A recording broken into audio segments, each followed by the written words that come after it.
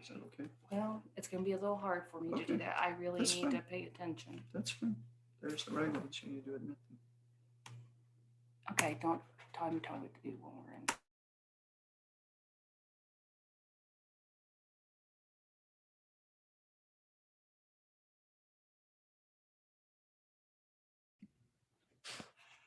Hey.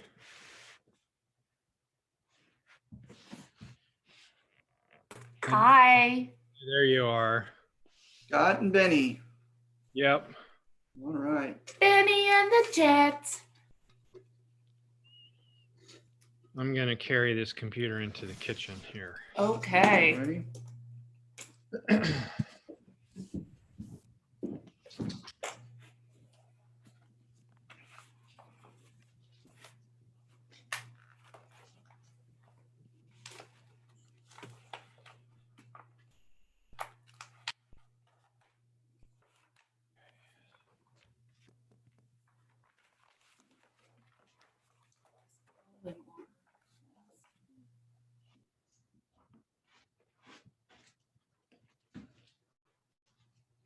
I'm just going to mute and do a couple things here before.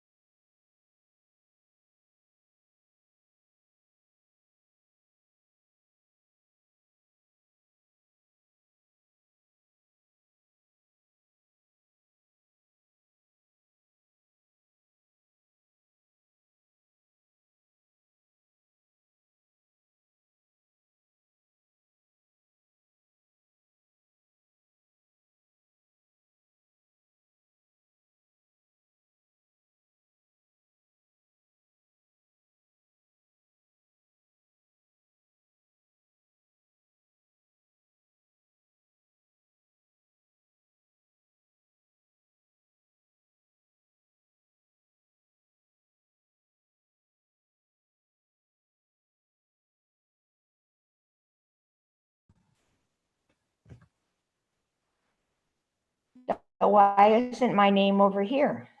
I don't know. I can't. That's just the way Zoom works. Hello, Carol. Hello. How are you? I'm Good. good. How are you? I'm in Texas. Aww. I'm so happy for you. Oh, listen, I'm so happy to finally get on here. It isn't even funny. It's Yeah, wonderful. That's great. Yeah, so my grandson had to come in and help me. Well, that's an awesome thing that he could do that. Yes. He's It's the one really that graduated with a computer science degree. So he better be able Oh. to know how to do it. Well, it's so nice to be able to see your face on here. Oh, I tell you, how was your trip to see your grandchild? We leave Monday. Okay. I bet you can't wait. We can't. We're excited. So excited. Pardon? Yeah, we're very excited. Good. How old is this grandchild? He's 2.5. Yeah, almost 3. Okay. No, but he's 2.5, yeah. I was worried that I had missed a birth announcement. This is a brand new one. No, We haven't got to see this one since September of 2019 because of COVID. Oh gosh, that's so hard. Are you like FaceTiming and stuff like that? Yes. Oh, yeah. It is Yes. not the same, but oh, It does help. it does. Thank goodness we have at least got that. I know we've got Yeah. a great niece in Eureka that we saw for the first time in a year, uh, just before Christmas, last Christmas, and we wore masks and dropped off Christmas presents at their house, and stayed social Sure. distance for about half an hour. But like I missed the last time I'd seen that baby, she was 10 months old. Right. And I Wow. missed a whole like 14 months. So have you both had your shots? Charles and We I had our have. first ones Tuesday, and then we'll get the second one April 6th. I got my one the Saturday I came down here. Good. Are you in Texas still, Mary Ellen? Oh yeah, I'm here in Houston. Yay. How long are you staying, Mary Ellen? I leave the 24th, the night of okay. the evening of the 24th. So it's she won't let me do anything. She's in complete denial of it. Oh. So it's like I'm just glad to be here for a while. Yeah. It's all you can do. That's a lot. Just sitting with someone that's something. That's more than it probably doesn't feel like a lot to you, but it does mean more Right. than, Now, yesterday she had a dialysis, and then tomorrow she will have dialysis. And last night after dialysis, she came in, because I'm in this room here, came in and said, how about we watch a movie? And she fell asleep during it, but that was okay. She's Sure. just worn out when she comes back from dialysis. So I bet. it's all going to work out, but it's going to be a long trip. Mhm. So, Wow. but yeah, we've only had the sun maybe 3 times. We had it this afternoon for a couple hours. It's not been a nice sunny southern day. Huh. Well, it's been really, it's been cold and raining the whole day here as well. So you're not missing out. I heard you might get snow showers. Is that right? Really? That's what my brother told me. I hope So not. Is that Rebecca? It is. I guess, can you hear us, Rebecca? Okay, so Scott couldn't, so he must have dropped off to come back in. Yeah, I don't know what that's about. Yeah, you are There loud you and are. clear for me. Good. Good. Perfect. And you're Yeah, at the church, huh? I'm at the church again. Last night Sue and I were both here, as you know, Charles, and it was Right. the mask thing was a mess. Trying to do that, wear a mask and be on Zoom is the pits. Well, there was one point where I was thinking, maybe we should just be meeting in person, because you had Sue with you and then Vernon out in the sacristy, and then Richard couldn't see. And so I'm thinking, oh, I know. we made it work I though. wonder. What I was wonder. yesterday? But then I think, environmentally, this is so much better. So do we just press on? I don't know. Right. We need to have that conversation for sure, Charles. Right. So, yeah. All right. Well, I want to respect everybody's time, and we're going to do 2 classes in one tonight. So I thought we'll just jump in. And No, she's already prepped me that I'm on a short leash, so nobody should worry too much.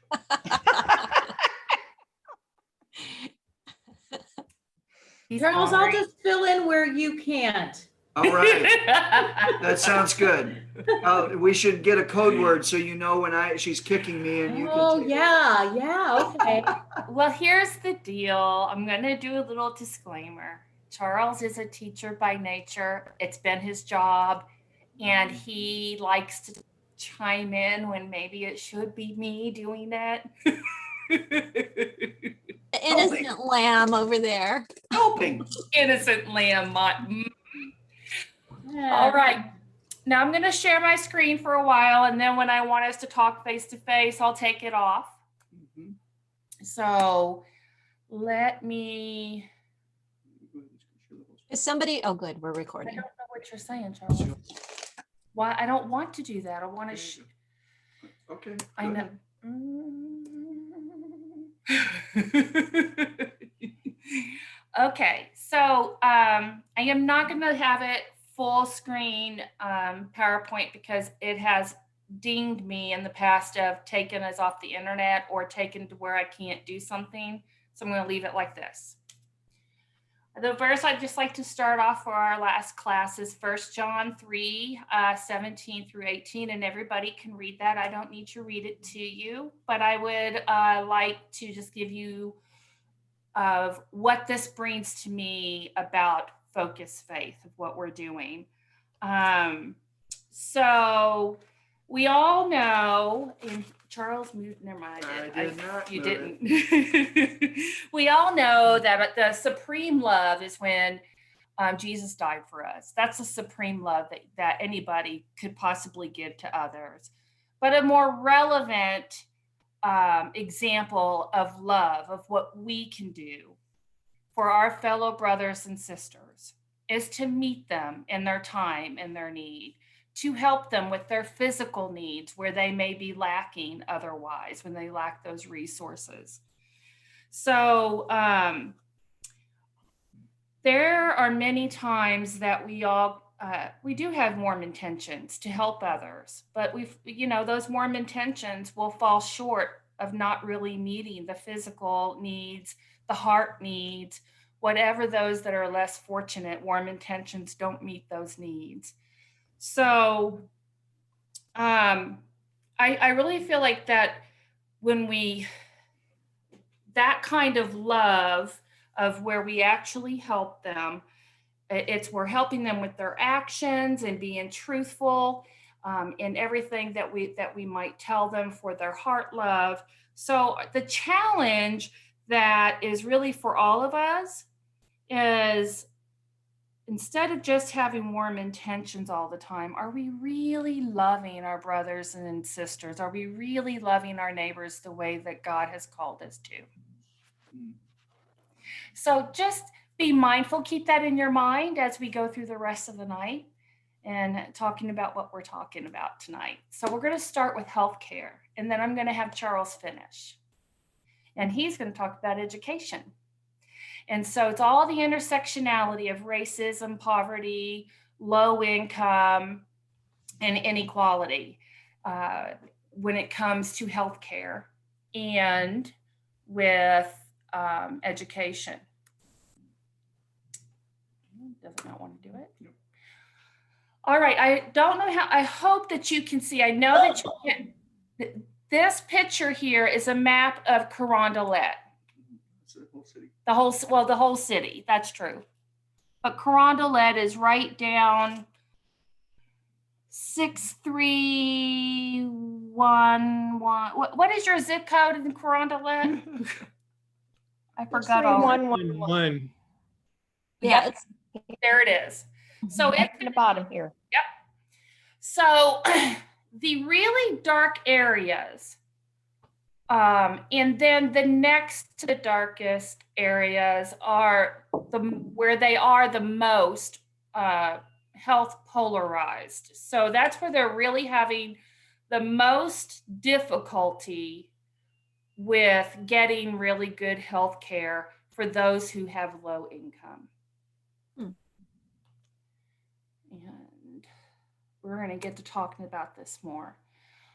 St. Louis City infant mortality. So when we're talking about racism and healthcare inequality in St. Louis and St. Louis infant mortality, the racial equity really means that all children really do have an equal chance at celebrating their first birthday, regardless of their race or zip code that they occupy. And that's not true now.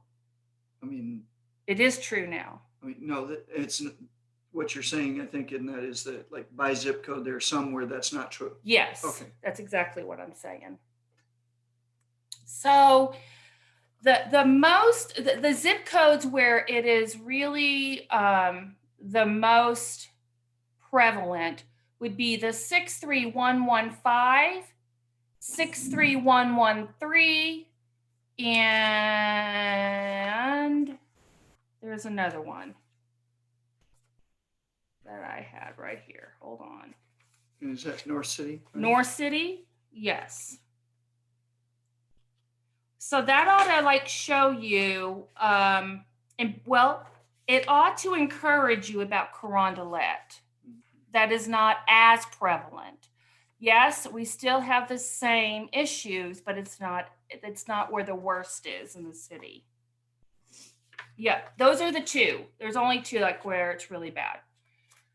So, Carol, yes. may I please ask, when you say, can you quantify that with some statistical data, like the infant mortality rate in the two worst zip codes in our Mhm. city? Only because there's also a high rate of infant mortality in the most rural parts of Missouri. That is And true. it's interesting to me that Yes. there's an intersection there.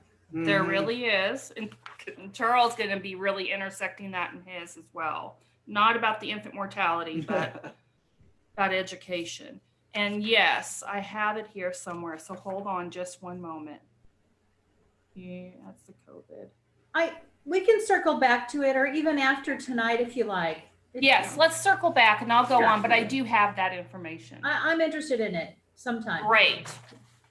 Okay, so here in the city, the intersectionality of racism and good health here in St. Louis City. The Black families are 7 times more likely to be on food stamps than the white families in the St. Louis City area. Black families live more in food deserts, which are, and you know how we talked about that with Barbie, that in some areas of the city, depending on where they are, it's very hard. They don't even have a grocery store around them, and how they have to walk. So there's no immediate access to a grocery store for them. 1 in 4 Black people face severe rent burdens in St. Louis City. Most of that is in the North City. So what does this mean? It means that they're spending half of their income on rent. So if you think about that, think about everything else that they have to be able to purchase with the little income that they have. Black residents, commute time, as we've talked before, strongest factor in escaping their poverty. Why is that? Well, the Black residents' commutes are 28% longer also than any other people in the St. Louis City area as well. And as we talked about, they don't have a car of their own usually. They have to pay a certain amount of money for bus tickets, metro tickets, taxis, Uber. It's all of those things. Or they're having to walk, which is another factor of having low income. Black women, which I thought this was very interesting, and I did not realize this. Black women, 243%, and you saw that right, 243% more likely to die from complications from pregnancy than white women. And this came from the Center for Disease Control of St. Louis City statistics. That was eye-opening to me. Do Carol, we are know you why gonna- that is? Oh, I'm sorry. Oh, I'm sorry, Angela. Just Yes. question, since we're going into healthcare, are we going to unpack why? Yes. Yeah, that's So- where we were going. So Great. a lot of the reason why, from what the Center for Disease Control of St. Louis says, is they are not able to afford the care for number one, for the pregnancy care beforehand. They're not able to, like the prenatal care, they're not able to afford it, or it's a long way for them to get to. So the problem of transportation to a doctor is really difficult for them. Another reason is that Black women are more susceptible to other diseases such as heart disease, diabetes, and high blood pressure as well for their ethnic background. and then not getting the care on top of that. And then, of course, low income of anything of taking care of the 9 months previous to the baby being born. Any questions, Comments? comments? There wasn't here. That's going to go with. Also, another factor too are that these that these young mothers to be are working very low paying jobs that usually also are more labor intensive Mhm. as well. It was another reason that they have down here. I have right over in here. And they're less likely to probably have paid time off. for anything. Yes, they don't have any paid time off, and also won't have insurance. Medicaid is another, Missouri Medicaid is another reason too that we're going to get to talking about that.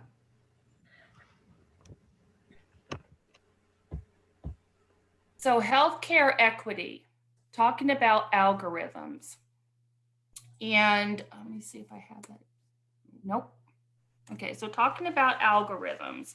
This was very interesting to me as well. And I have this right here. So does anybody know about medical algorithms? Anybody have any knowledge whatsoever? Well, I didn't either. But, Oh, okay. I think I know. I think I have heard about this in the news lately, that it's like saying they factor out certain aspects of your socioeconomic identity, and then they use those factors to determine the likelihood that you're gonna have certain health outcomes. Is that what this is about? yes, Okay. absolutely. So there was a recent study, and this is out of the Scientific American magazine.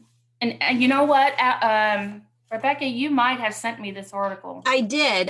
That's why I'm like, wait, I think you might have sent me this article. And it's just really good. So they examined an algorithm which is used throughout the whole United States healthcare, and predicted really broad-based health risk. And they do this for different cultures, ethnicities, races. And so they took one large hospital, and they did this algorithm and used health cost as a proxy for whatever health needs there are. And so they did the means between systemic racial inequality and the healthcare expenditures. They found out that healthcare expenditures are very much higher for white people than any other race out there. So we can, and I think that we need to talk about why that is in just a few moments.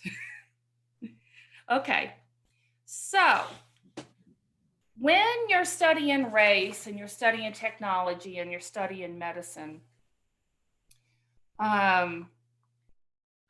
they are looking at when they did this whole algorithm of where these costs are going and why the costs are what they are. And what they found through these algorithms are that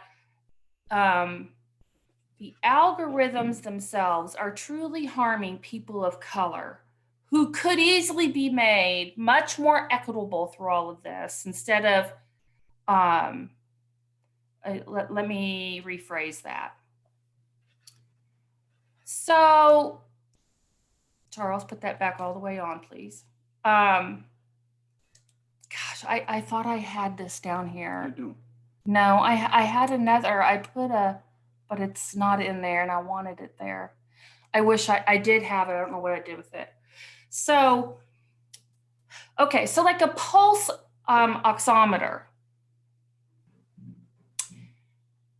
When does everybody know, do they know what that is? It is to measure your oxygen and it goes on your finger. Okay? So, did you know that the calibration on white skin is different than when it's put on darker skin? Hello, did somebody say something? No, okay. So there is. So that in the COVID pandemic has actually been something that has not been a cool thing that has happened. So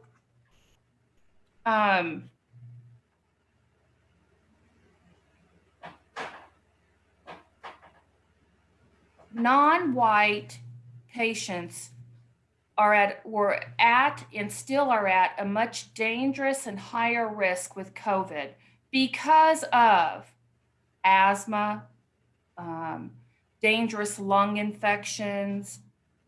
I know diabetes has been another thing that's just been a higher risk with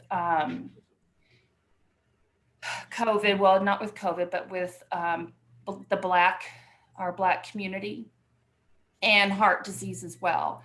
So this has been something that has been just personally the pulse oximeter. I guess that's how you pronounce it. Is that right? Pulse oximeter. That's it. I'm having trouble wording that. So anyway, I want to go in right there with the COVID because there was the Center for Disease talked about during COVID pandemic. You do have some slides there on COVID. Here it is. So the whole algorithm there of is proving that it's much higher for the white community.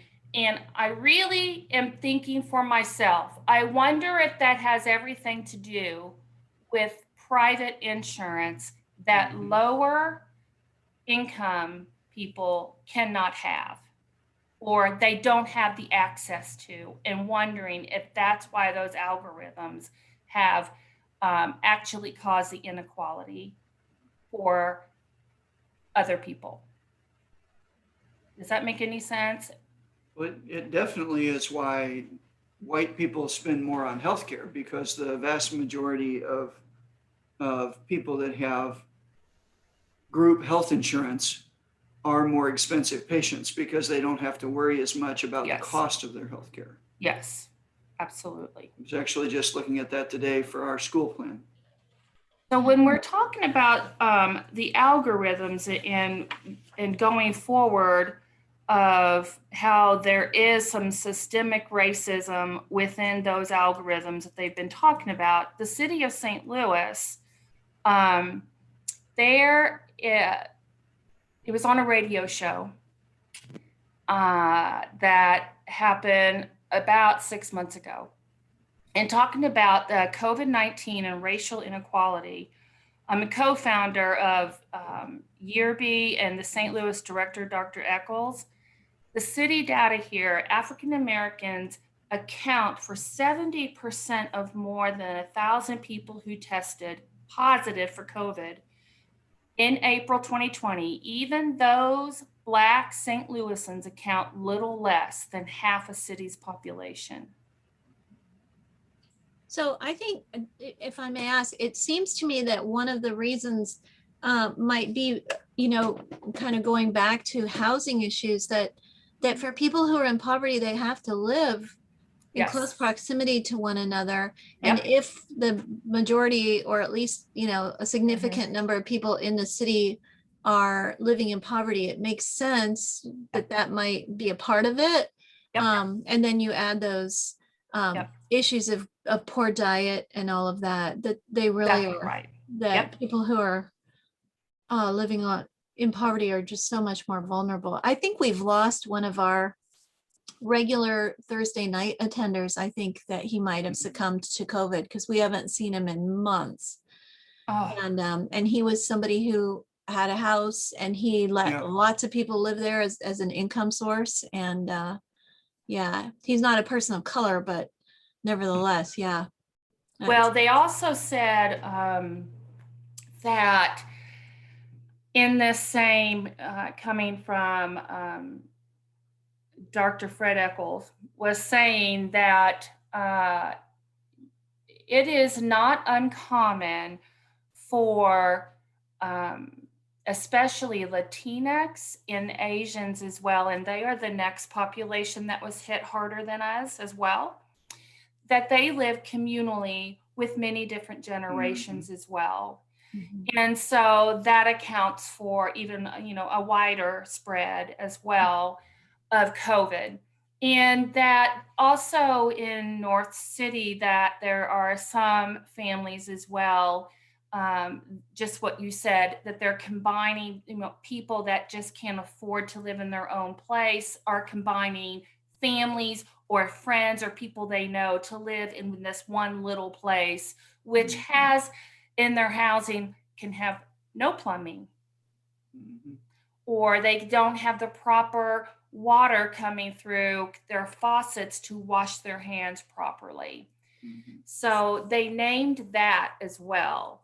Those are things I guess I didn't just stop and think about either. Also, the equity factor with health insurance. With the Hispanics and Asians, and then 14% of the Black population do not have access to health insurance in the city of St. Louis. The big question on the radio program was why? Why is that? And can anybody else, do they want to take a little stab why they think that? My guess would be immigration status.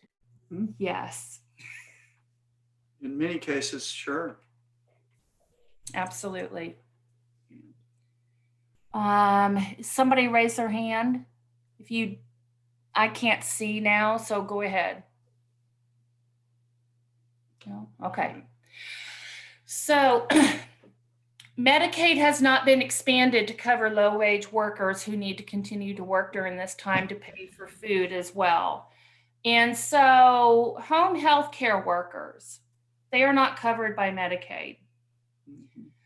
And also agricultural workers are not as well. Mhm. And we're talking about the population that a lot of the Black population and other minorities work in this area, and they're not covered.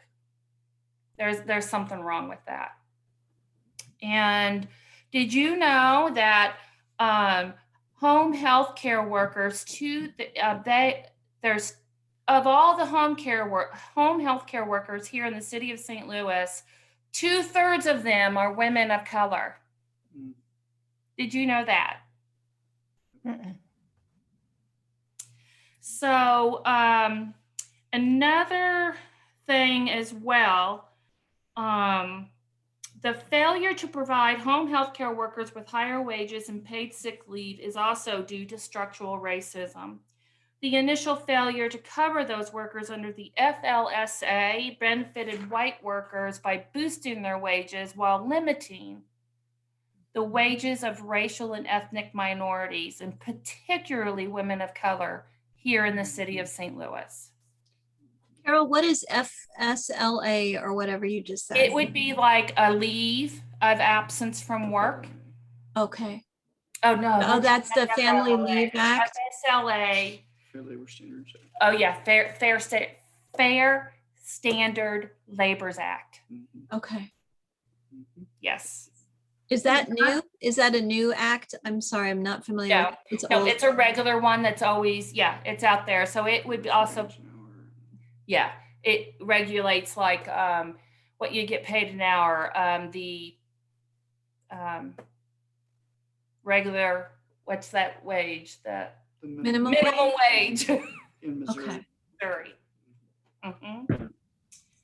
So, So I wonder why home health workers are not covered by that. That doesn't make sense to me. But there's a reason for that.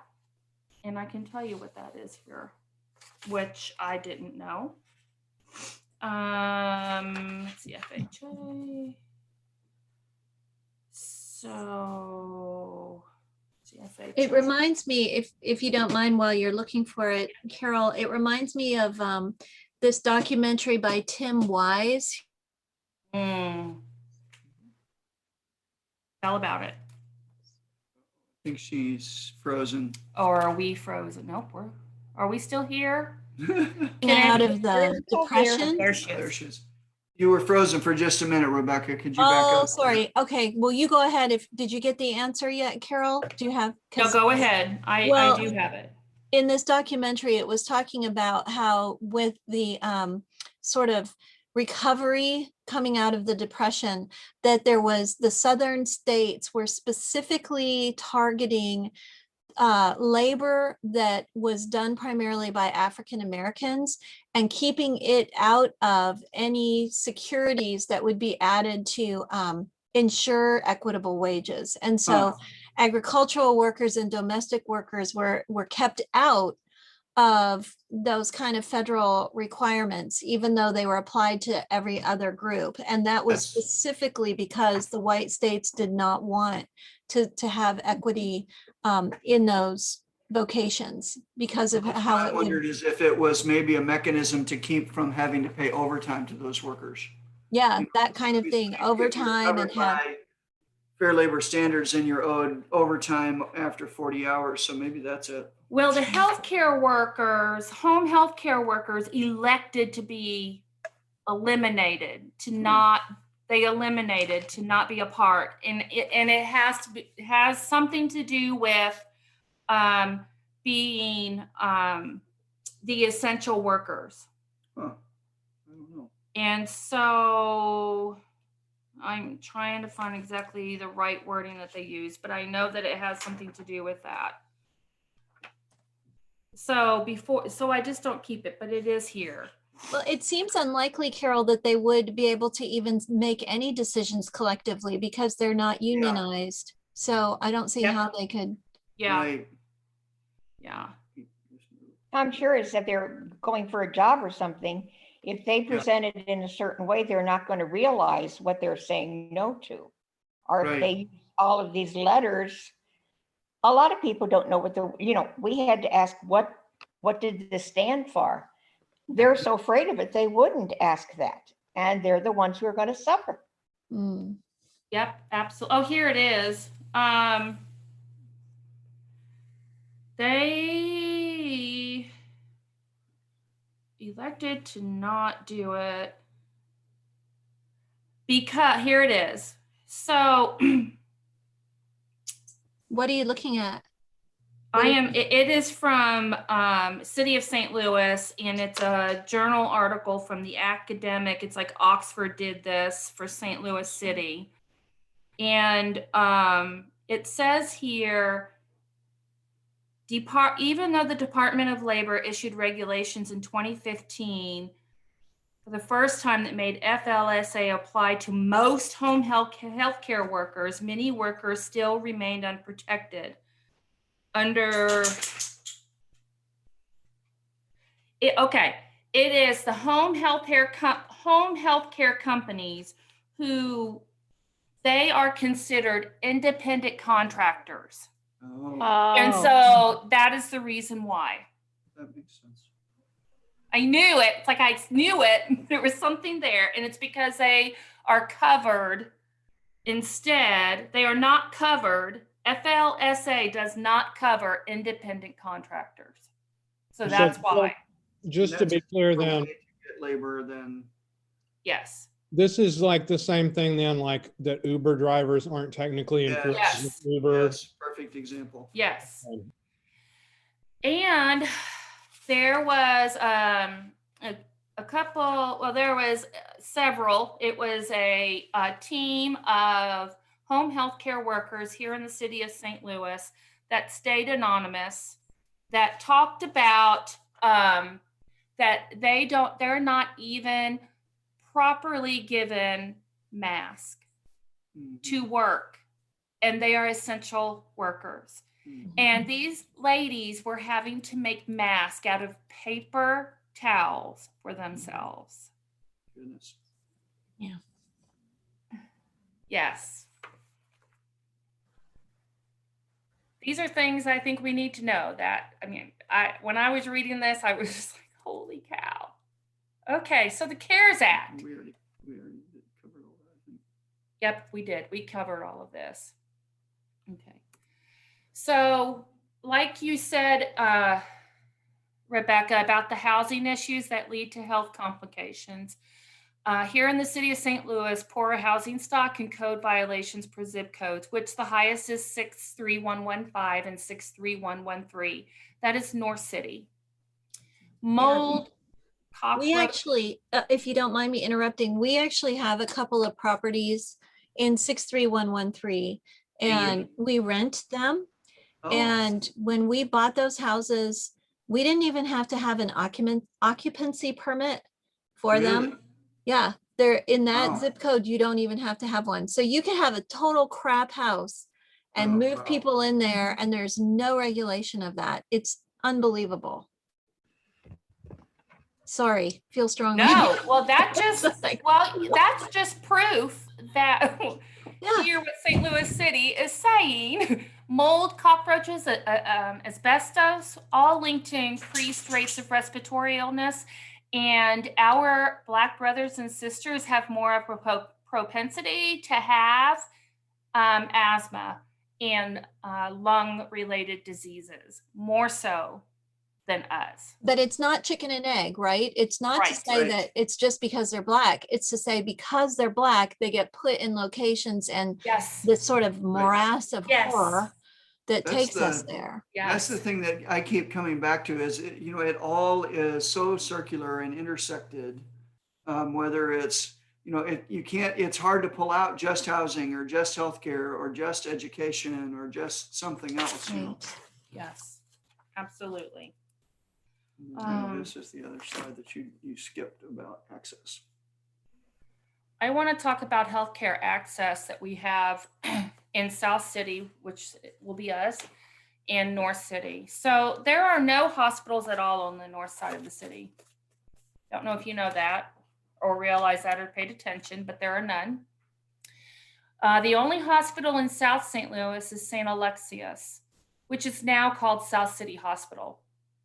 The South City Hospital has really struggled lately for the last several years. They've gone through a couple of bankruptcies, and multiple owners. A lot of it has been due to serving a population that definitely struggles with low income, meaning that they don't have access to good insurance. And of course, our Medicaid, Missouri has severely where they're very limited access to Medicaid for low income families. So the hospitals are not even receiving good amount of federal dollars for services to the poor. But we are expecting from Missouri Medicaid to be the expansion to happen this year. So we can pray on that. I think that needs some prayer. Access to primary care is also severely limited to those who lack private insurance.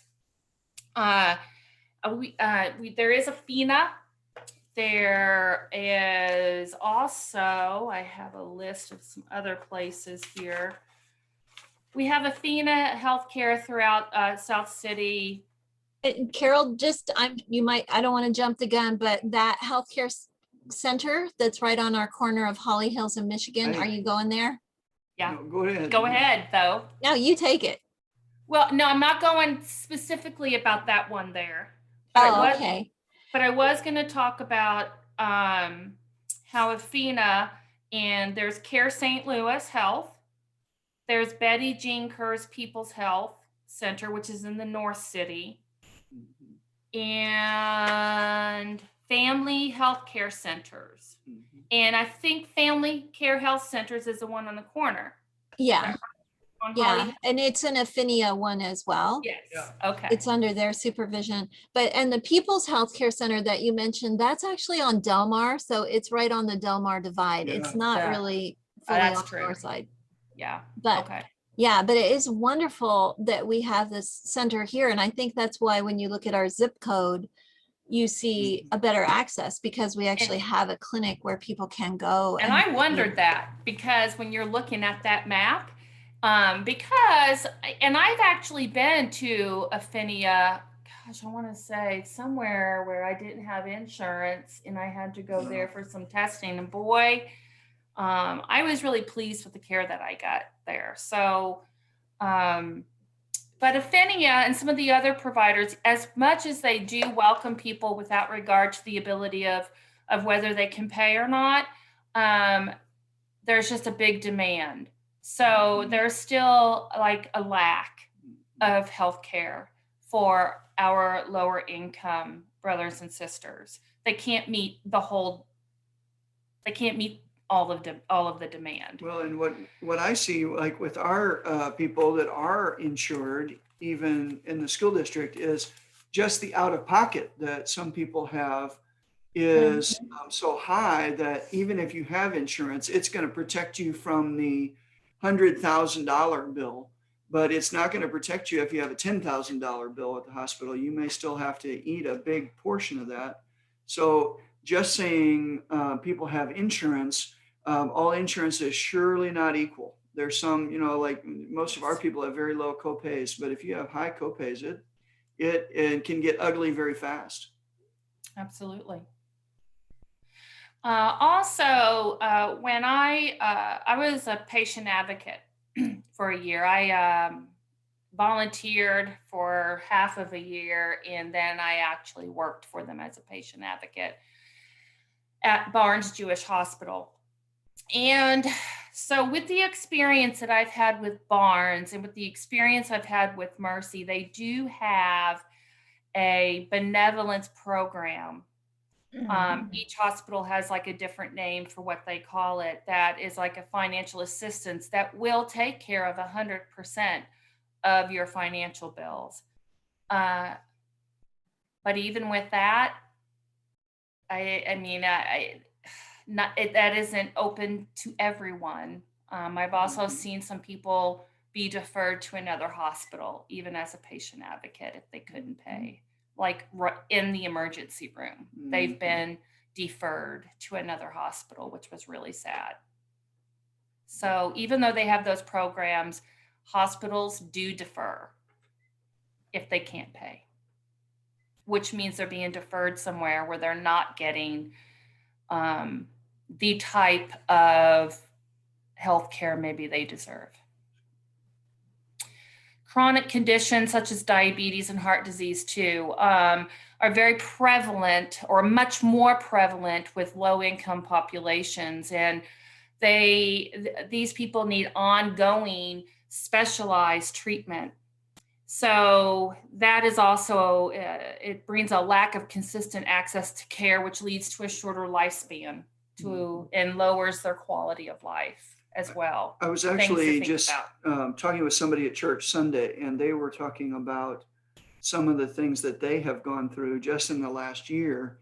And it made me really think about this, that I think some of what they have experienced is because they haven't, for long periods of their life, been able to consistently access care. And so, that takes a toll over a lifespan. To me, it seems like, you get somebody that, whether they're a smoker or they just eat poorly or whatever else it is, I'm no shining example of this, but I've always had group health insurance. And so I've always been able to go to the doctor if I needed to. And somebody that's had that kind of lack of care for a number of years, then when they get to their 60s or 70s, they may look like they're 80 or 90. Yeah. Oh, there's Angela. She raised her hand so politely. Angela, go ahead and speak. I just remembered the raised hand feature. I know it's really interesting because I know that the north side of our city was at one time a very affluent part of our city. The Water Tower neighborhood was affluent, white part. of the city. There were hospitals on the north side. There were several, and over the years, things have changed. Right. And I would love to understand more about that, about the what were the Yeah. what was the domino effect that changed all of that and the history of that. And I think that Yeah. the Dismantling Racism Committee's workshop does talk about that at some point. Yeah. I'm actually going to touch on that a little bit in the education section, Angela. Okay, good. And that was what I have for healthcare, and I'm going to turn it over to Charles to talk about education, because that's going to go right in with everything. So as I was thinking about racism, poverty, and family resources, Carol knew she had a sitting duck when she asked me to talk, because I like to talk to begin with. And then I did my doctoral dissertation on measures of local wealth and what their impact was on student performance. And so we got into some of these issues, but really what I found is there are a lot more issues that were outside the scope of what I was studying that impact families more. And so in our own city, just what Angela was talking about, there have been population shifts. North City has suffered from this particularly, but the entire city has done this. Now you have people that used to live in North City that moved to Creve Coeur or to North County, and then people that lived in North County that have moved to St. Charles. And that's kind of the joke out there is, where did you come from? Well, North County. Almost everybody's family came from that area. And so Angela, my little family story about this has nothing really to do about education, but my great grandmother's sister and her husband ran a kosher deli on St. Louis Avenue in North City back in the day.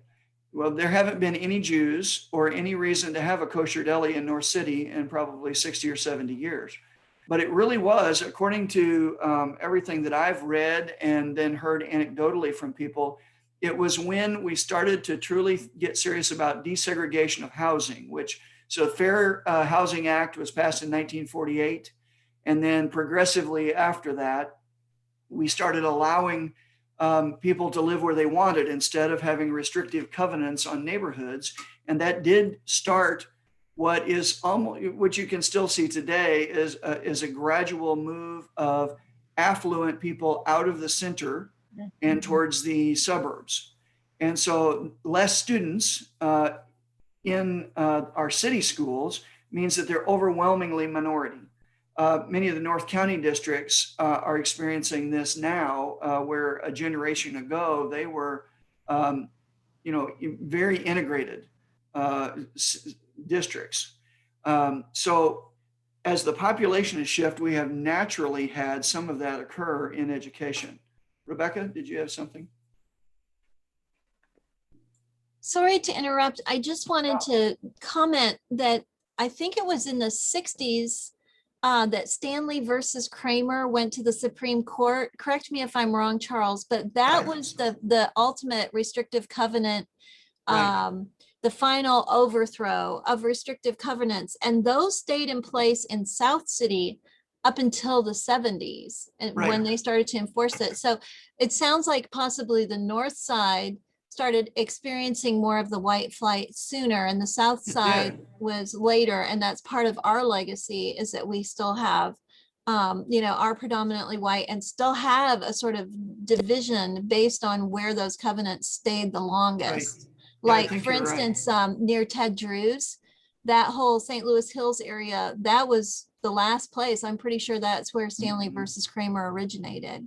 Yeah. Yep. So. Yeah, you're right. And the Jewish population, moved out of the city to University City and then on to Creve Coeur. And so that direction, where other people didn't necessarily stay geographically associated with a particular culture or religion, but many fled the schools. And so thinking about SLPS, I've done some comparison between like the district I work for in St. Charles versus St. Louis Public Schools. St. Louis Public Schools is uh, in one sense blessed because we have a lot of property wealth still in the city. You think about downtown and the central corridor and the industrial areas of the city, there's a lot of property value there. But if you look at the families they serve, they are overwhelmingly minority and overwhelmingly living in poverty. And so like our grandson, Ezra, is a kindergartner in SLPS. And I think maybe there's one other white student in his class. And that's very common across the city. They're about 90% minority in the city. All their children are now eligible for free and reduced meals, which is a good thing. But that's undergirded by federal dollars. So that if the parents aren't paying, that means the federal government is. And so, you can argue both sides of that, but it's a long established social program that started way back in the Johnson administration when we started having universal school lunch programs across the nation. And so one of the things that I did not study, but as part of my dissertation, but I did a lot of anecdotal study through that time period, and then since then, is really the biggest single factor for any child. And Mary Ellen, I know you have had a long career as a teacher as well, so you probably know this too. The biggest single factor is not whether they have a really nicely equipped science lab. It's not whether they have a bus to ride. It's honestly not even if they have a good teacher. The biggest single factor in student success, reading levels, college and career readiness is the family. And so lack of resources in a family starts a kid behind who almost never catches up. And so again, Angela, to your point, I saw that for almost the first 20 years of my career in rural, very white Southwest Missouri.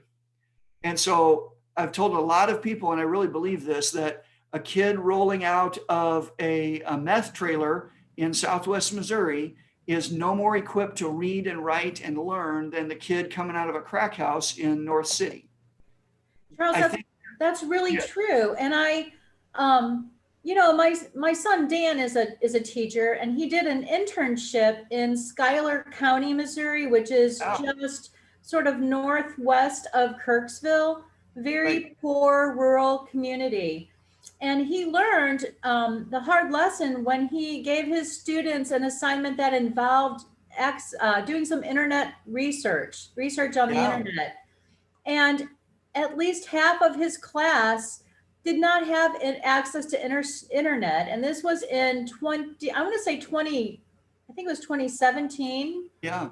And they were unable to do that, and because their families couldn't afford it. They were not all, associated with any crime, or they were just really, really poor and just getting by. Right. And so you do see that similarity in all families that are in poverty. So in Southwest Missouri, we saw white kids whose parents were underemployed. We saw some Latino children, but in that part of the world, the Latin community is almost hidden from polite society. You'll run into them at Walmart, but they church on their own. The women primarily don't speak English. And so they're engaged almost entirely in agricultural work. And so there are lots of similarities regardless of the place. I think the added factor of race that we see in our city, though, does add just another layer. So if you want to say the layer is super thick or super thin, we could argue over that for quite a while, but I think it does add that extra layer over the top that because those students look different, and so they end up with some racism in a lot of places in their lives for their entire life, right? But they still come to school with all the deficits that any other kid coming out of a family of poverty is, and so you think, well, where does the teacher fit in? The teacher absolutely does fit in. And so if you have any child with good teachers, that does make a research-based difference in whether they're going to learn to read, whether they're going to stay on grade level. It really does. But the biggest factor always falls back to family demographics. So you're talking about if mom and dad are working so much that they don't have time to read to a kid, or they're working, but they don't have time, they don't have enough money to have decent housing, or they're, like Carol referenced, spending half or more of their income on housing. All of those things then impact their ability to learn when they finally get to school. And so then this bottom section on the effects of school choice, I'll just tell you right up front, I'm not a fan of school choice. And I'll tell you some reasons why, and I'd be happy to fight you over it. But I'm not necessarily a fan of school choice. St. Louis has a long history of parochial schools, mostly associated with our friends in the Catholic Church, that have done a good job. But you see some of their schools also experiencing lower enrollments and some people moving towards the suburbs. Some of the best and most expensive top flight Catholic schools moved to St. Louis County, and some of them have moved twice since their founding out of the city. Now you still have St. Louis U High and some other really good examples in the city, Rosati Kane, some others. Go ahead, Mary Ellen. Oh, maybe she's. Well, I was going to say too, with the Catholic Church, just like with the public schools, they're closing so many of them. Yes. 3 or 4 a year, because they feel the money's coming from the parish, and the parish doesn't want to put that money into the schools, Right. And then the children are not going into that school. Right. And so as Catholics have moved to the suburbs, then the schools have moved there as well. Right. Right. So I'm not necessarily arguing against, the good that parochial schools have done. There's a long history of people seeking out a Christian education for their children. But where I think you start to see detrimental effects in St. Louis public schools in particular, just for kind of comparison purposes. 1950, there were 100,000 students in the St. Louis public schools.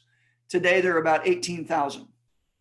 And of course, the city population has dropped since then. But you also see, starting with the desegregation case in the 1980s, which forced busing across the St. Louis region, it forced suburban, predominantly white schools to take students from the city and put money into the city district to build what were supposed to be magnet schools. Magnet meaning they were going to draw people from all over the metro area to them, but that actually did not really happen. So there were very few students that chose to come from St. Louis County into SLPS, but a huge number that went to long bus rides, but they went to Rockwood and Lindbergh and Parkway and all over St. Louis County. Interestingly enough, you talk about how population has shifted.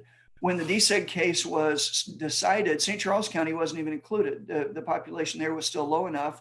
They didn't think to include it. Now there are 400,000 people in St. Charles County. So there's 100,000 more there than in the city.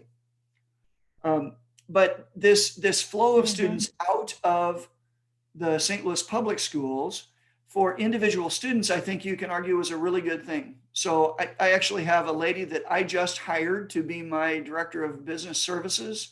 She lived in North City and rode a bus to Eureka High School in the Rockwood School District. She says the best thing her parents ever did. They couldn't afford to go to a private school, so this was the best thing they did for her. So on an individual microcosm basis, all kinds of praise for that.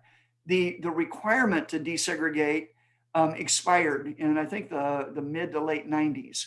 And so there still is what's called a voluntary interdistrict choice program that still shifts students from the city to Rockwood, Melville, and Parkway. And there may be a couple of other districts, but those districts are all still cooperating and moving students out of the city. Where I think there's a negative impact is like my friend Lavinia that I just referenced, she and almost everybody who was going to a county school had parents who were determined to get them a good education, saw the value in a good education, and then did whatever was necessary. So who's left? You start to see that the people that are the remainder are the kids who don't have parents who are maybe physically capable, mentally capable, situationally capable of helping their children. And then we layered in charter schools.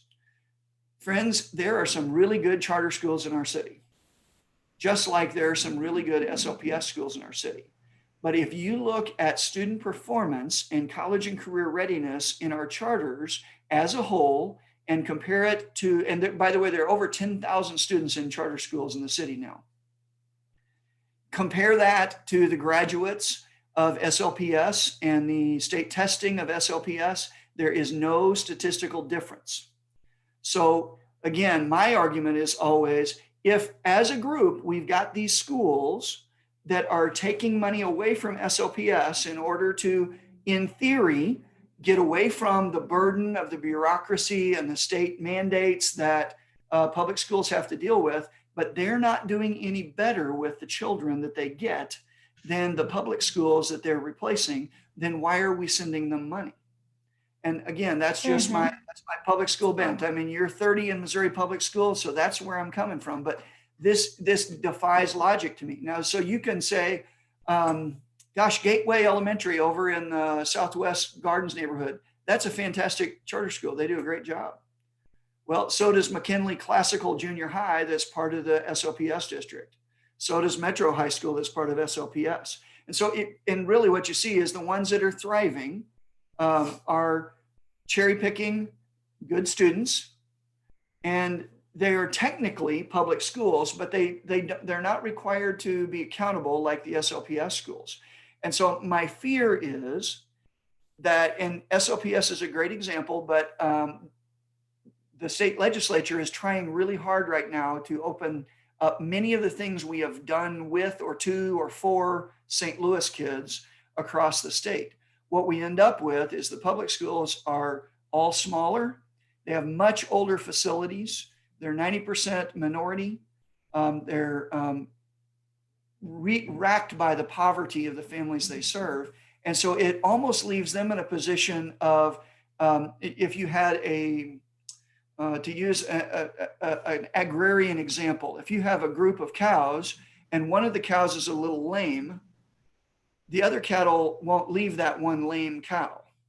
But if you take the farmer goes out with his hand and his farm hand, and they cull out most of the really good young cows and leave the old cow or the crippled cow or the one that needs medical attention, then you know that that group is much less able to thrive. And I think that's, in my opinion, that's what we've done to SLPS.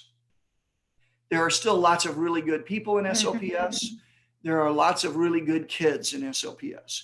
But my fear is that we, so again, go back to, if you're talking about my grandson, the moment that I didn't think he was thriving in SLPS, I'd be telling Olivia she needs to look for another example, right? Another good, better school. But in the macro, looking at the big picture, if we don't keep some of those students in our public schools, then we can't expect them to turn and do much better. Rebecca. Just a brief comment. One thing, I don't have children that are in the public school, but I have a goddaughter who is in one that's right here in Carondelet. And one of the things that her parents experienced was that getting her into her kindergarten experience and then first grade was extremely challenging. That the mom is a stay-at-home mom, and she and her partner had to work really hard to even find out when they were supposed to do the enrollment. They trying to call people, and this was before COVID. And so it seems like, I don't know, her reaction was, if I was a working single parent and I had to try and get my child into this public school that's better than other ones, it would be almost impossible. It would be well nigh impossible. Absolutely.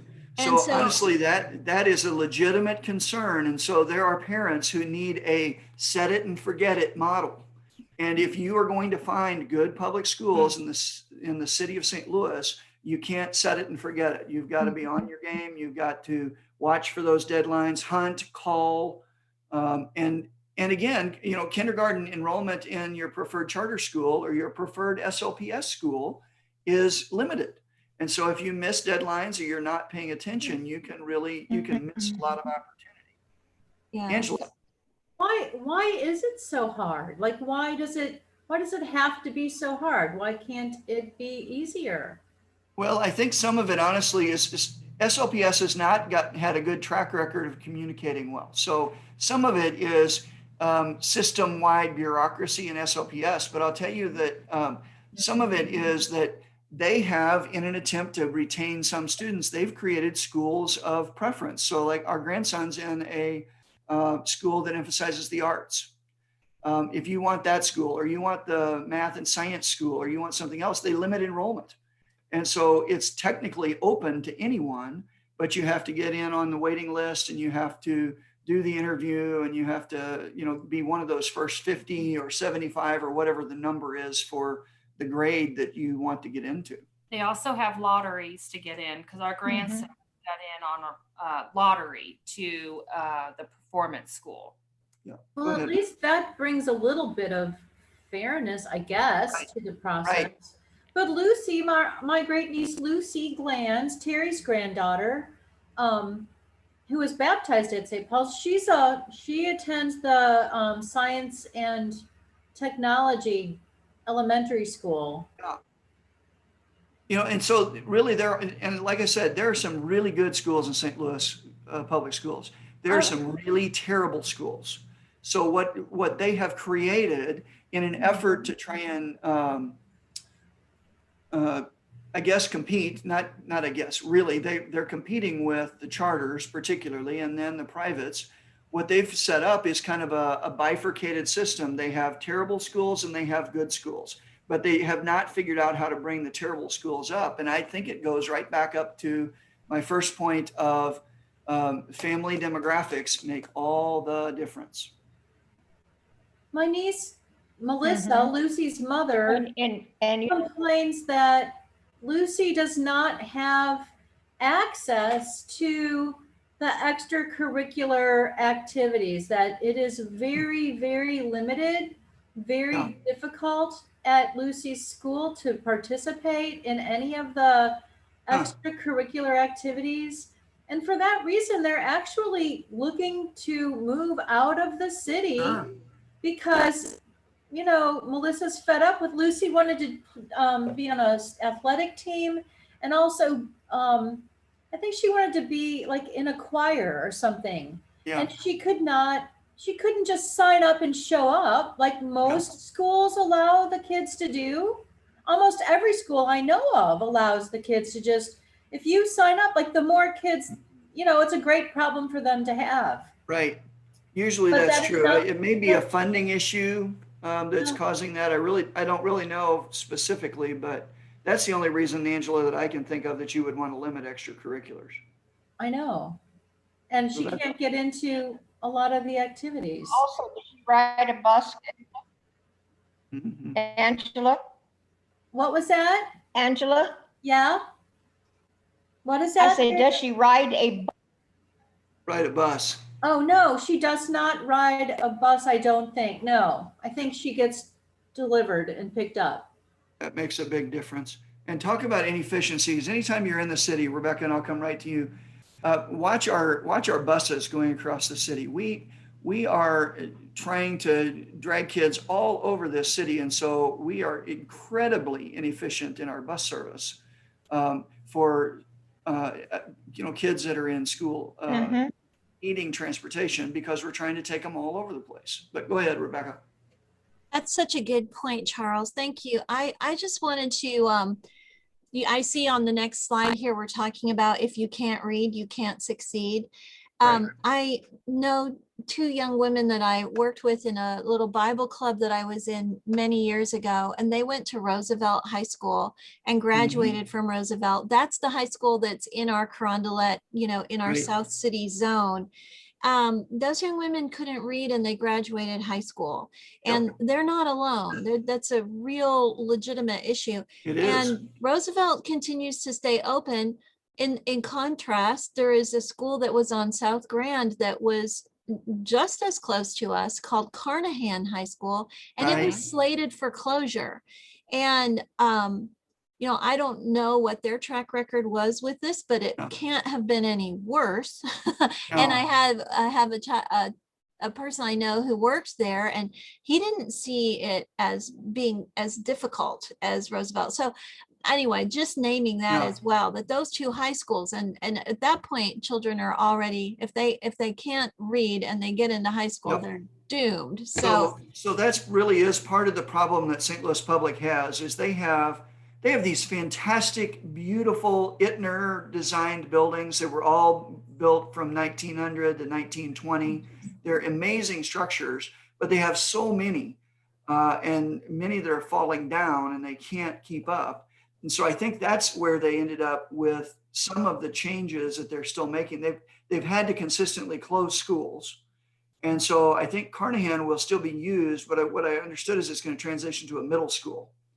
And but they've got, St. Louis Public has I think 10 or 11 high schools right now.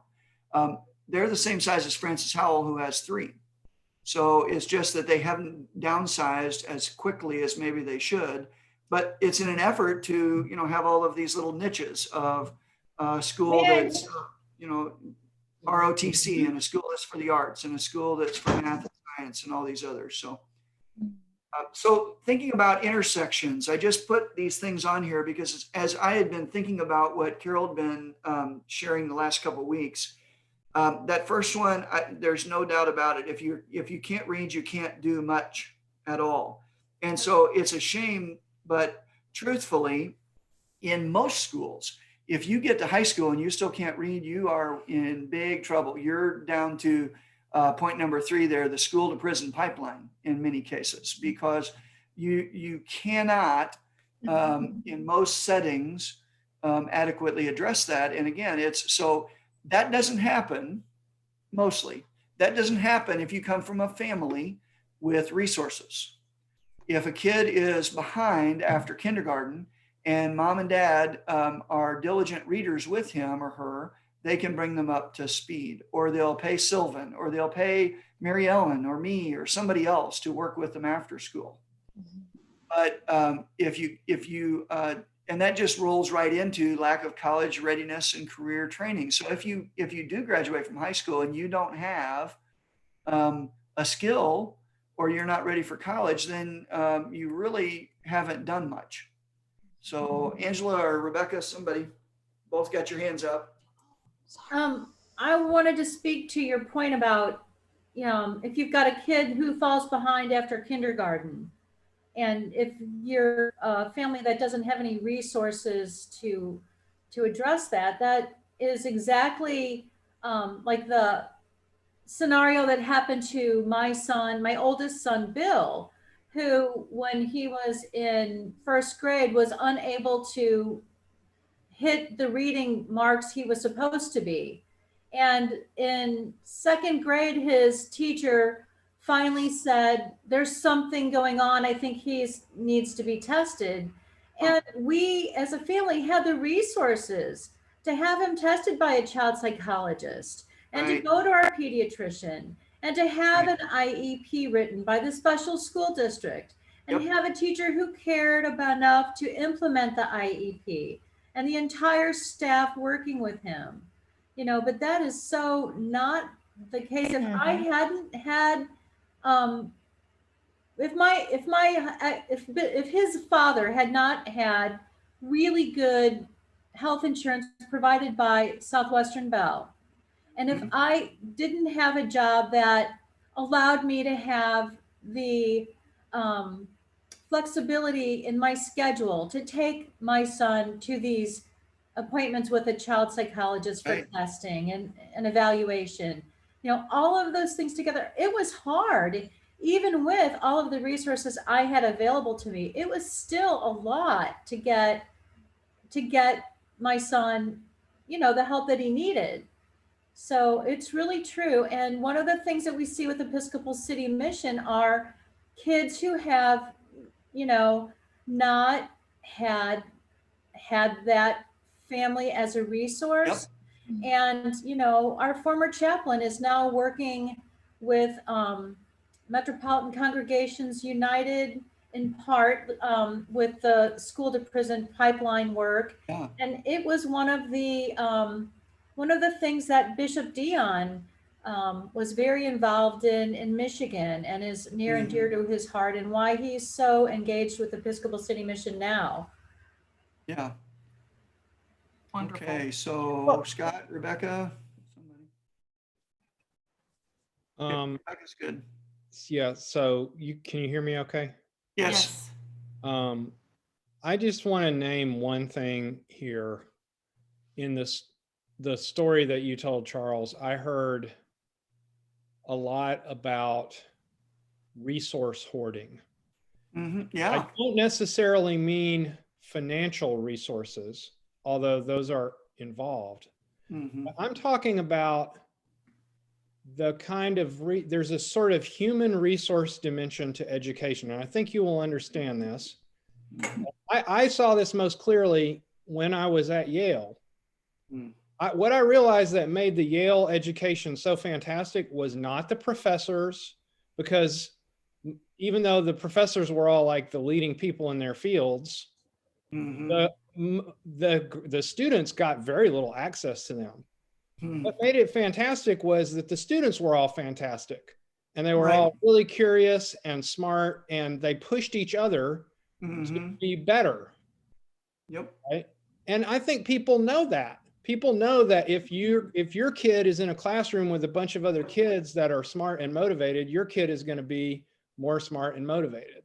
Yep. Right? And so go back to the restrictive covenants. Yep. Right?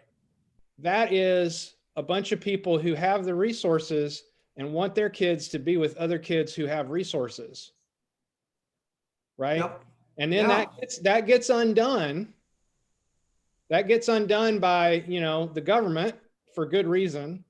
And then what we have is people use new technology, cars, whatever, and they create their own system of reproducing that thing where I can make sure my kid isn't in a classroom with those other people who maybe aren't bringing it quite as much. Yeah. Right. No, you're absolutely right, Nick. It repeats itself. I mean, I have some very dear people that I interact with in St. Charles, and they would absolutely, unequivocally deny there's any racism or oppression or systemic privilege in their heart at all. But they're taking advantage of that and moving as far west as they dare, because they want to have enough land, they want to have enough access to schools, whatever it is that but they don't want their kids with those kids, whoever they decide those kids are. So yeah, that's for sure a thing. Scott, that dynamic that you just described played out in spades for my son Dan when he was at Afton High School, a very it's middle of the road school district. It's, it's got some good marks, but it's not, like at the top of the list, for example. But he was with a group, his friends were very competitive academically. And they all, when they were going into freshman year, they were all pushing each other and taking the test to test into the honors and AP courses as freshmen. And, Dan got into honors English and honors French and was mad because his friend got into 3 honors classes and he only got into 2. So that's really evident in that group of kids that my son was friends with. The opposite is just as true, right? If your kid had been hanging out with the kids who didn't care, it would have been easier for him to not care. So that we see that as well. So Rebecca. I just want to name something that that as you were talking about that, Scott, that really struck me, and the naming of the fact that it's human nature to want to hoard and want to protect and kind of keep our own and make sure our own are okay to the detriment of others. That is I guess I want to name that sin and systemic injustice are this, they're together. The fact that we're Right. sinners makes us create structures that help us not have to look at the reality of our sinfulness, but still make sure it's perpetuated. Yep. And too often, I think we as progressives want to say, oh, this is systemic racism, and systemic racism is this ism outside of ourselves, when in fact, it's a part of the sin nature that we just Right. naturally are predisposed to. And I think, to me, that's a really helpful thing to remember, that this is that it's structural, and it's structural because we live in structures as human beings and we create Right. them, right? Amen. Yeah. So and I one other, go ahead. Oh, I just want to quickly acknowledge that, right, the guy who just said all that stuff, and also the pastor who just spoke, we lived in Webster and sent our kids to Right. school in Webster, and now we moved back into the city when Owen graduated. Yep. Sure. So, We are like, we are totally- guilty of this. Yes. Right. Absolutely. Yes. Absolutely. So the only final point I was going to make, because Carol's given me the hook, is that really you see that a lot of people, if they have had a negative experience in school themselves, that doesn't make them less likely to have children who are going to need schooling later. Most of us have children at some point in our life, or are caring for children. And so it just perpetuates those people who didn't learn to read, or were stuck in a bad school, or had bullying, or whatever their difficulty was. Then that's layered in on top of the parents' experience when they bring their little darling to school too. It doesn't mean that they don't like their children. It means that they don't expect much out of a school, or they expect it to be hard or bad or mean or whatever they experienced. So there's some solutions down there that I've suggested, but I'm going to, in the interest of time, say we'll roll past those, and we can send this slide deck out to everybody, so you can kind of review that, because I know Carol wants to spend Rebecca, a few I think, minutes. Oh, go ahead, Rebecca. Oh no, I would love to hear a little summary though, if you Yeah, that's what willing. I Great. think that's where Okay, she keeps sorry, I hitting- didn't. I think that's what I she's keep ready hitting for. that stupid hand. Sorry about that. Let me take it down. So just like a little wrap up of what we have talked about transportation, and I'm talking about intersectionality of low income, race, and oppression. And what are the things that are the highlights that we have learned from. And so transportation, food. So transportation can be hard. Access to food can be hard. Access to health care, access to good housing, access to the best education that everybody deserves to have. So what are some things that we can think about? Like, what is next for St. Paul's after everything that we have learned, after we have learned the statistics? What would be next for us to think about? And so I just would like for us to leave by being mindful of the things that we have learned, and that we have become more aware. And for me, this whole focused faith was for all of us to be more aware of what we are surrounded with what we live in the midst of, and how can we be better stewards of what God has called us to do.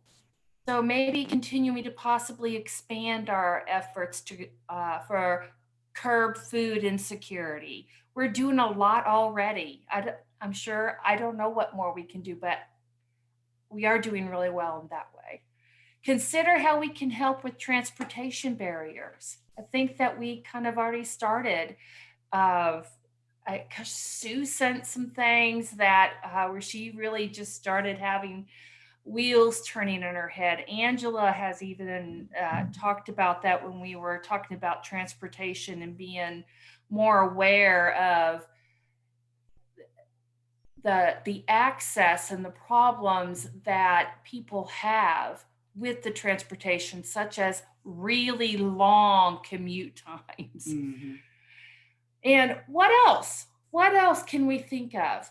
that could be next for St. Paul's maybe to enter into for any one of these things, food insecurity, access to transportation, access to healthcare, housing, access to education? What are some more things we can think about? So And- before the COVID thing knocked us out of the park on it, we were developing a relationship with Lion Academy, which is the elementary school that's right on Loughborough.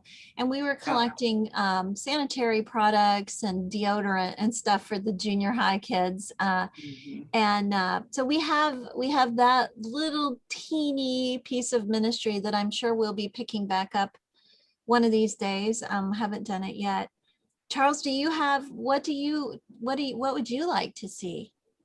So I told Carol this ahead of time that at this point, what I'd say is all of this stuff intersects so tightly that really if my thesis is correct, that resources are what are important within families, then, we need to think more about food and housing than maybe these other issues, because if you don't have a house or you're hungry, you can't pay attention to anything else. Yeah. You can't think about, I probably need to go get my A1C check to see if I'm still diabetic. You just don't think that way. Or, my kid needs to learn to read. You're thinking, where does my next meal come from? Do I have a roof over my head? So to me, that's where we start and we push. But I mean, all of it, is just such a fruitful field for work. So imagine if Barry found other housing that we would support him and make sure he had stability, and we had that house available for a family. Is that something you would say, like, okay, we could adopt a family and support them? And just, I'm going to throw that out there just as a discernment to think about way off in the future. Not saying I have that as my agenda, because that's a lot. You're not ejecting Barry. No, Barry is going to land on his feet if he leaves the parish house, for sure. We're going to make sure. There is another thing that I thought about food. So Eden has a garden, and though COVID has, and I know we've been talking about doing such a thing, but they've had one big enough in the past that they've even had so much extra that it's gone to Indiana. And so I wonder about how big enough garden to share. Or maybe accessing their resources for our programs. Yeah. Mm-hmm. Yeah. Yes, Mary. I have a question. What about if we could get something going that the neighborhood would start a garden?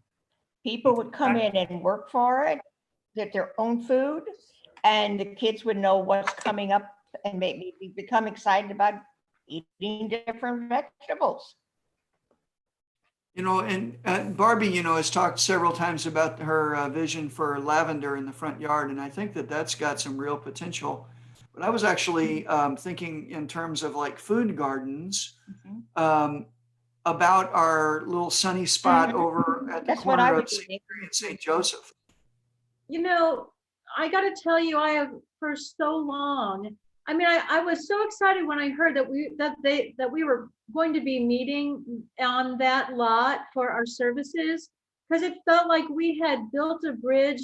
Like we already had a connection with the Sisters of St. Joseph of Carondelet, but it kind of felt like we were actually partnering with another congregation in our neighborhood to pool resources for ministry. And Mary Ellen's idea is great about a neighborhood garden, to be a neighborhood resource. And maybe we don't even have the right space for it, but then Charles came up with the idea for, the St. Mary and Joseph piece of property, and Rebecca's idea about providing affordable housing. Like, dream big, and imagine if there were 5 congregations that were able to pool resources Yep. to maybe buy one of these rundown properties and work together to rehab it. I mean, I know that's a big, hairy, audacious goal, but we could start with one and Like the then one on the corner by the parish house. the one right behind us that we have seen go from dilapidated to marvelous. Like every time I see it, I'm like, wow, look at it now. Yeah. I have absolutely no idea. Well, I have some idea because we renovated St. Paul's and I know it's a lot. But, I mean, and it would be different from property to property. But you can pick up those properties for a song at auction so that the initial capital investment isn't huge.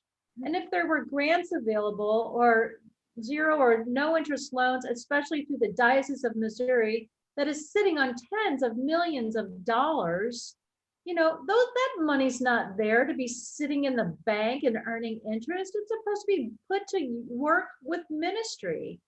And so, it's just, it would be so cool if we could somehow make the connections and get everybody pulling together. It would be like an Amish barn raising version ministry model.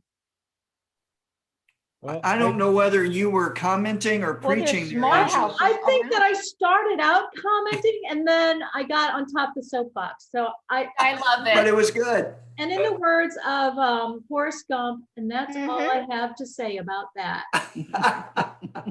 Well, I just want to connect what Angela was saying to one of the statistics that Carol had on a slide earlier about people who are paying half of their income Yeah. rent. Right? I mean, that's a real crazy. crisis. That's a real serious problem. Amen. Right.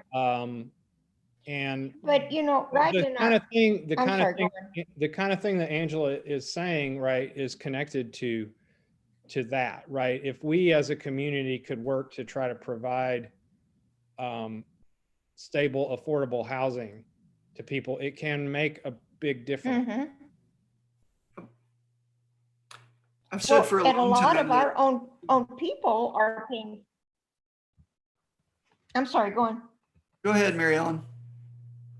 I was just going to say what blew my mind when I found out so many of the homeless that are coming in are paying $500 a month for one room. That's crazy. And I mean, no locks on the door. It's a shared bathroom with how many people live there. Mm, And that to me just blows my mind. yeah. Yep, I agree. I've said a lot of times what we're dreaming about here, some people of the left-leaning persuasion say, well, that's the work of government. And some people on the right want to say, well, government shouldn't do that. People should do it on their own. And I've said for a long time, it's the work of the church. And if we were doing what we could do, then there would be less call for government intervention and we could have less arguments over that. But you're right. It's Angela's point about, where's the money? How are we using it? What are we going to do with it? Amen. And just on that theme, and I know we need to wrap up, but Charles, to celebrate that our Sisters of St. Joseph have at least 2 houses right here in our neighborhood that are doing exactly that kind of work. And so we have a model and we have partners who could teach us how to partner with them to do that work. So that's great. Yeah, there's no sense in reinventing the wheel. Yeah, and Rebecca, I think that would be worth talking about more, that thing, because I remember seeing that there was you had some paperwork about that and it looked pretty cool.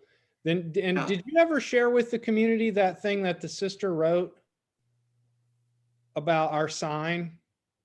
I will, but yeah, it's coming out in the next newsletter. Yep. Great. Awesome. Yeah. So, but yeah, that's a good point, Scott. Maybe that can be our sequel, is a conversation about what is going on in Carondelet in terms of affordable housing and how might we be able to partner with it. I agree. Or maybe even could we get somebody to help support us, like one of the big companies, Purina's in downtown. Yep. They might be willing to help us out. I agree. There's a lot we can do. So exciting. Yes. Well, we have gone way over time, but this has been very fruitful for myself. I hope this has been the same for everyone else. This has been a complete joy to do this class. And it's been a complete joy to have you each join us and to really be within conversation, because that is how we make a difference, is being able to be in conversation about these things. So thank you. I would like to end us Thank with you. Thank you. I would like to end us with a prayer that I thought would be really fitting to end this class with, and it is out of the Book of Common Prayer. So if you have one with you, you're more than welcome to turn to page 825. Heavenly Father, in your word, you have given us a vision of that holy city to which the nations of the world bring their glory. Behold and visit, we pray, all of the cities of the earth, and especially our beloved city of St. Louis. Renew the ties of mutual regard which form our civic life. Send us honest and able leaders. Enable us to eliminate poverty and prejudice and oppression, that peace may prevail with righteousness and justice with order, and that men and women from different cultures and with different talents may find with one another the fulfillment of their humanity. Through Jesus Christ our Lord. Amen. Amen. Amen. Amen. Thank you, Carol, so much for leading us in this class. And Well, thank you very much, everybody, for your support and just for being willing to be vulnerable and willing to be in that conversation. So I and thank wish you, Charles, for You're You're welcome. Thank you. yeah, it was so much. really interesting. I couldn't compete with Barbie on food insecurity, but I could talk another couple hours if you Yeah, want you to could come talk over. forever on education. I have to, I hate to say this because it's not necessarily ending on a positive note, and maybe I shouldn't, but I'm saddened that this wonderful presentation has not been better attended. And I know that people are tired and it's the end of a long day, but I guess I just feel like it was a missed opportunity. It was really good. And I just wish more people would participate in our congregation. Well, Angela, if it's any consolation, because it's recorded, a number of people are watching it after it's been recorded, and I've been getting Okay. feedback that way too about how that's helpful great. it's been. That's great. Good. I didn't realize it. And I'm really, really grateful to hear Yeah, that. all of the episodes are on our commercial free, may I Wait add. for season 2. Yes.